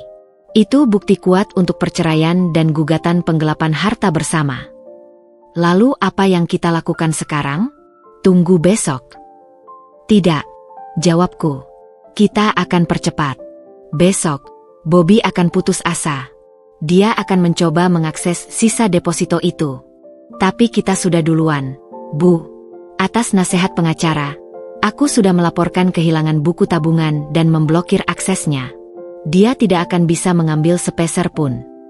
Sebuah senyum tipis akhirnya muncul di bibirku, terpantul di layar ponsel saat video call dengan Bu Inah. Ujian kesetiaan palsu ini telah membuktikan satu hal. Baik Bobby maupun Berlin tidak memiliki kesetiaan sedikit pun, bahkan pada satu sama lain. Mereka adalah sekutu yang rapuh, dipersatukan oleh keserakahan, dan akan hancur oleh keserakahan itu sendiri. Dan esok hari, saat ancaman Berlin jatuh tempo, Aku akan memastikan bahwa tidak ada satupun dari mereka yang mendapatkan apa yang mereka inginkan. Sebaliknya, mereka akan mendapatkan tepat apa yang mereka pantas dapatkan, kehancuran total. Keesokan hari setelah pertengkaran itu, aku tetap berada di apartemen sewaanku. Melalui CCTV, aku menyaksikan Bobby yang gelisah sejak pagi. Dia berulang kali menelepon, mungkin pada Berlin atau Bonn, dengan wajah yang semakin pucat dan putus asa. Pukul 11 siang, tindakannya menjadi lebih gugup. Dia mengambil laptop dan membukanya dengan serius. Aku tahu apa yang dia coba lakukan, mengakses rekening deposito bersama kami secara online. Aku sudah mengantisipasinya.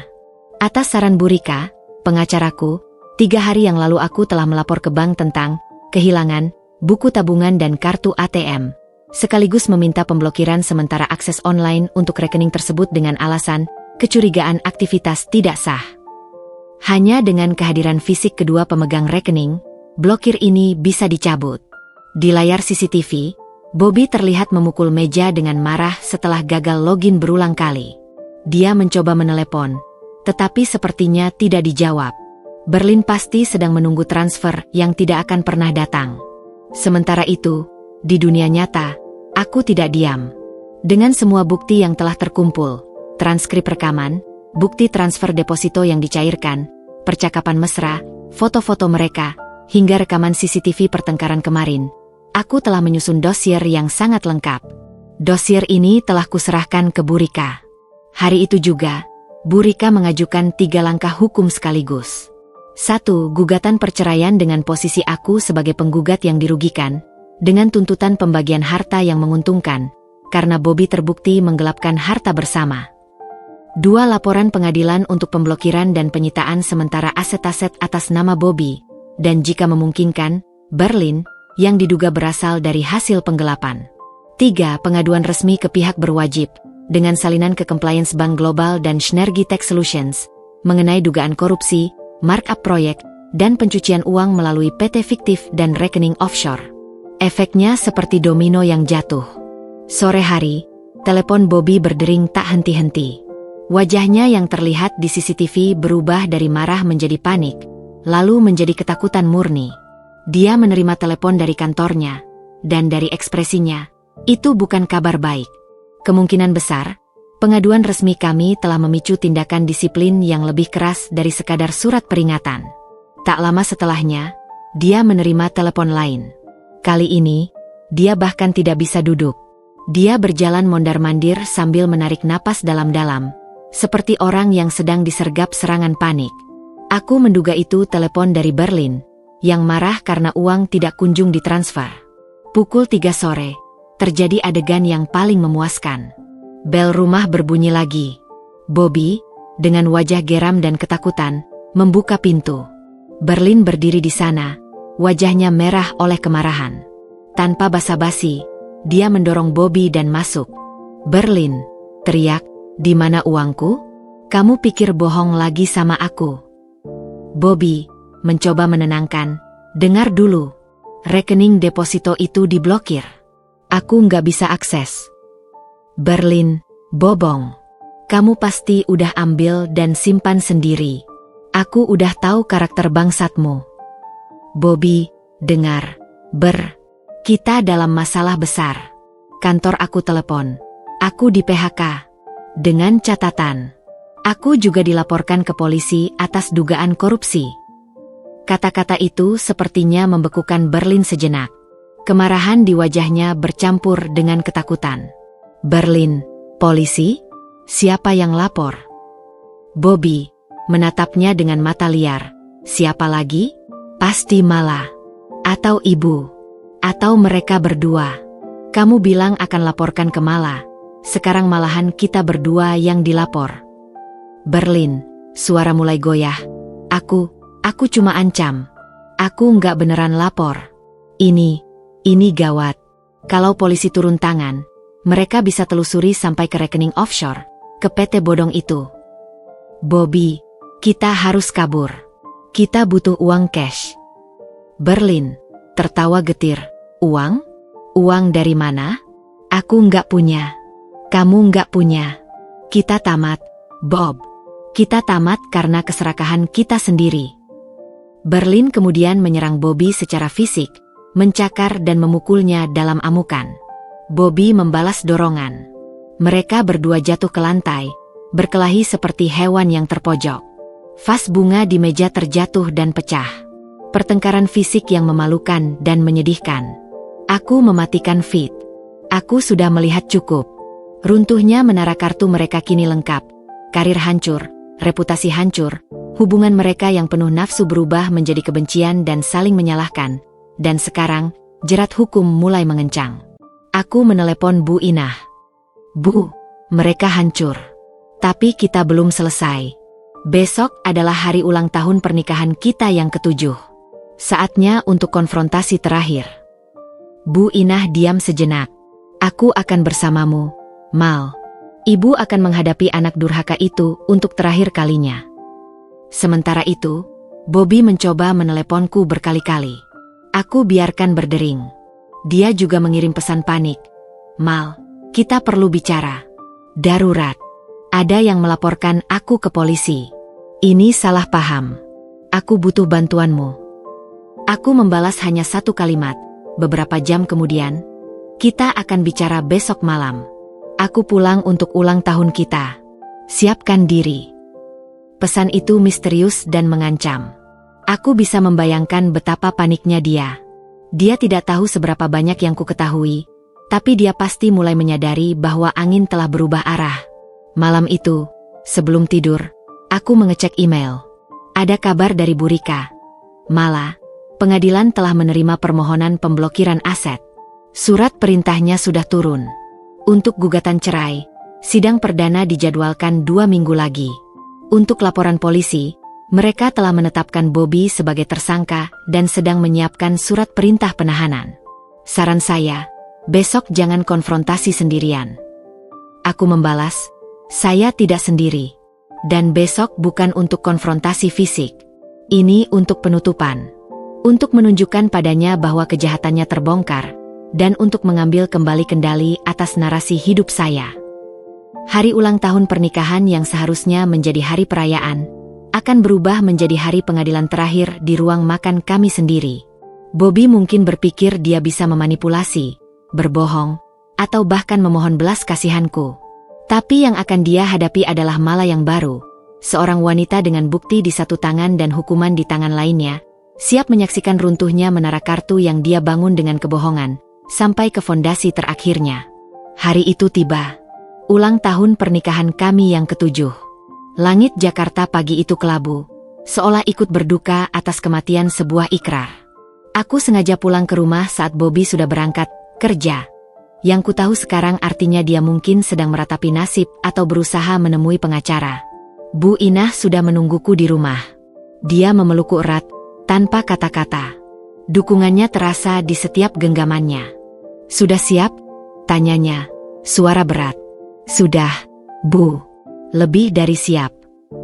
Kami menyiapkan segala sesuatunya dengan tenang. Aku mengenakan dress sederhana berwarna hitam, bukan untuk berkabung, tapi untuk kekuatan. Bu Inah mengenakan kebaya lengkap dengan sanggul rapi, penampilan yang biasanya dia pakai untuk acara penting keluarga. Hari ini, kami akan mengakhiri sebuah bab keluarga. Aku mengecek semua bukti untuk kesekian kalinya. Amplop coklat tebal berisi printout foto, transkrip rekaman, laporan mutasi rekening, dan surat dari pengacara. Semuanya tersusun rapi. Aku juga sudah membackup rekaman suara dan video CCTV di beberapa tempat. Sore harinya, Bobby mengirim pesan. Mal, aku reservasi makan malam di Le Jardin. Restoran tempat kita dulu tunangan.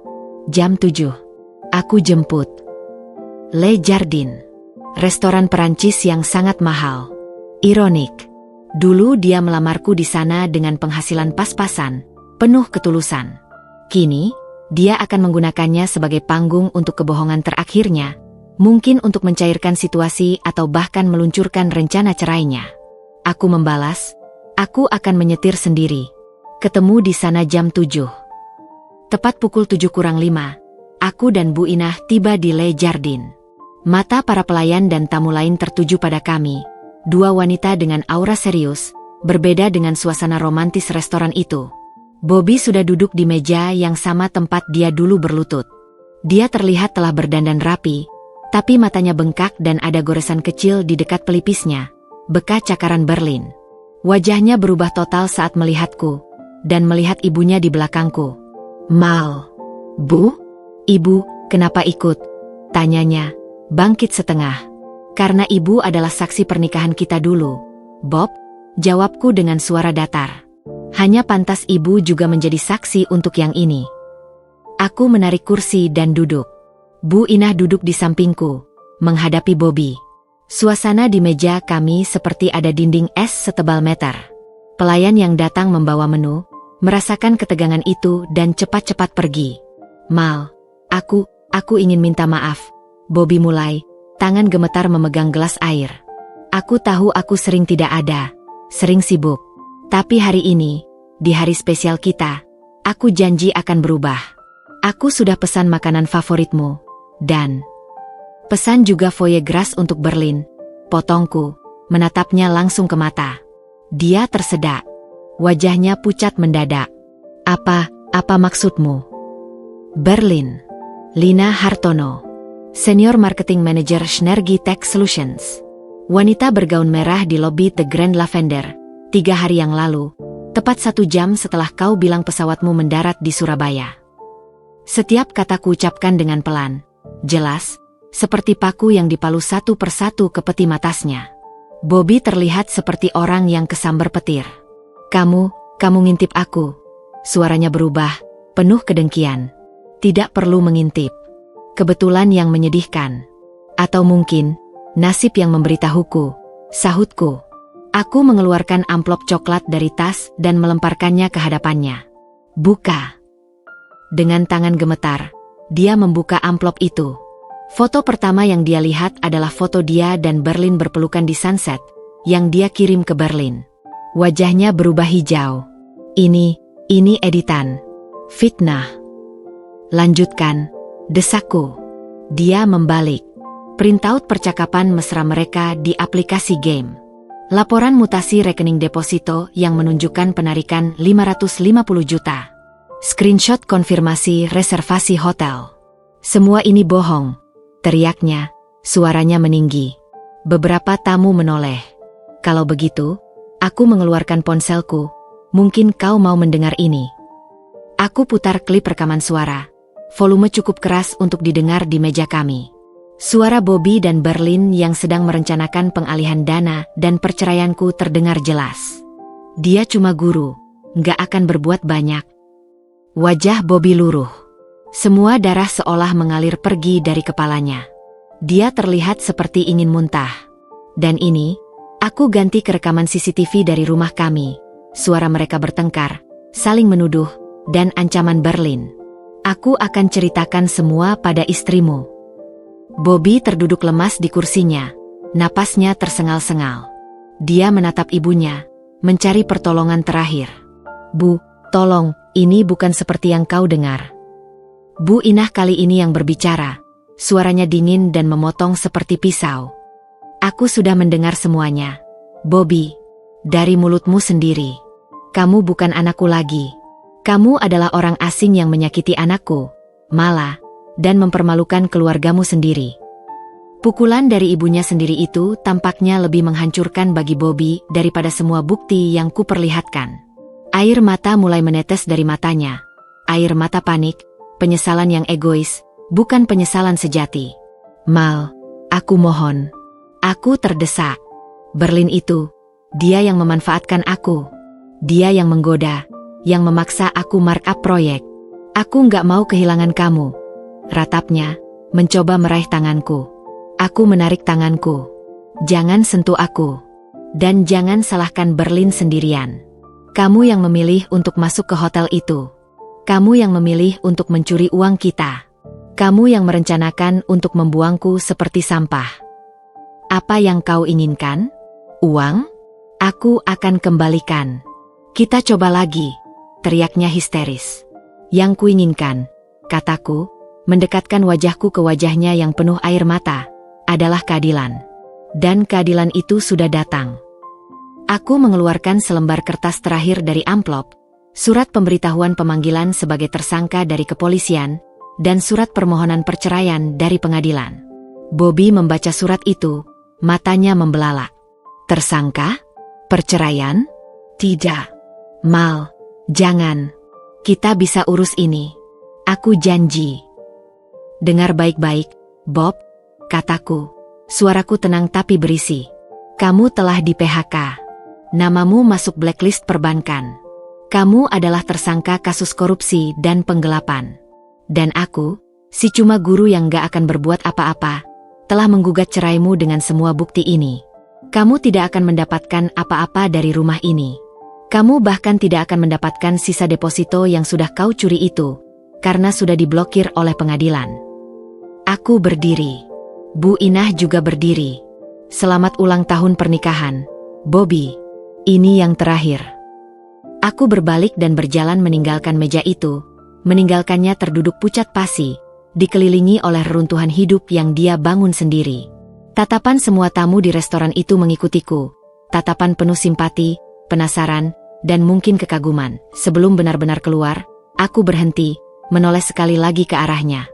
Dia masih seperti patung.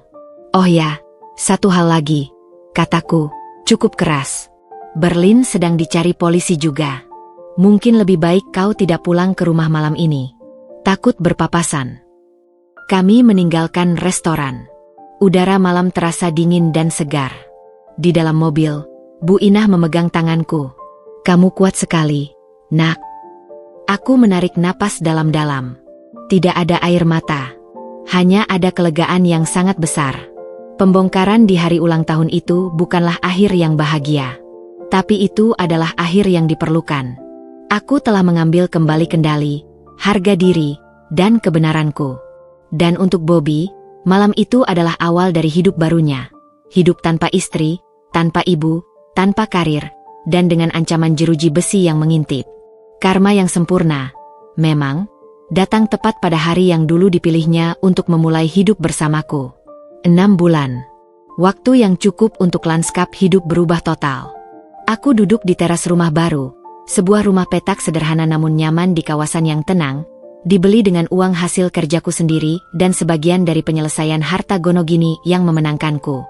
Sore itu, Bu Inah sedang menyiram tanaman di halaman kecil, humming lagu. Lama. Dia memilih tinggal bersamaku setelah semuanya berakhir. Ibu punya anak perempuan 1. Itu kamu, katanya suatu hari. Sementara itu, karma telah bekerja dengan presisi yang hampir puitis bagi Bobby dan Berlin. Bobby, gugatan perceraianku berjalan lancar. Dengan bukti-bukti yang begitu kuat, penggelapan harta bersama, perselingkuhan, dan rekaman rencana liciknya, pengadilan memutuskan seluruh aset yang tersisa menjadi hakku, serta mewajibkan Bobby mengembalikan 550 juta yang telah dia gelapkan, yang secara praktis mustahil, karena uangnya sudah habis. Statusnya sebagai guru, yang dianggapnya lemah justru menjadi poin plus bagiku di mata hakim. Dia di-PHK secara tidak hormat dari Bank Global. Nama Bobby Wijaya tercoret dari dunia perbankan Indonesia. Blacklist resmi membuatnya tidak mungkin dipekerjakan di lembaga keuangan manapun. Kasus pidana korupsi dan penggelapannya masih berjalan, meski lambat. Dia kini menjadi terdakwa dengan status tahanan kota, wajib lapor, dan paspor disita. Hidupnya tersandera oleh proses hukum yang panjang dan melelahkan.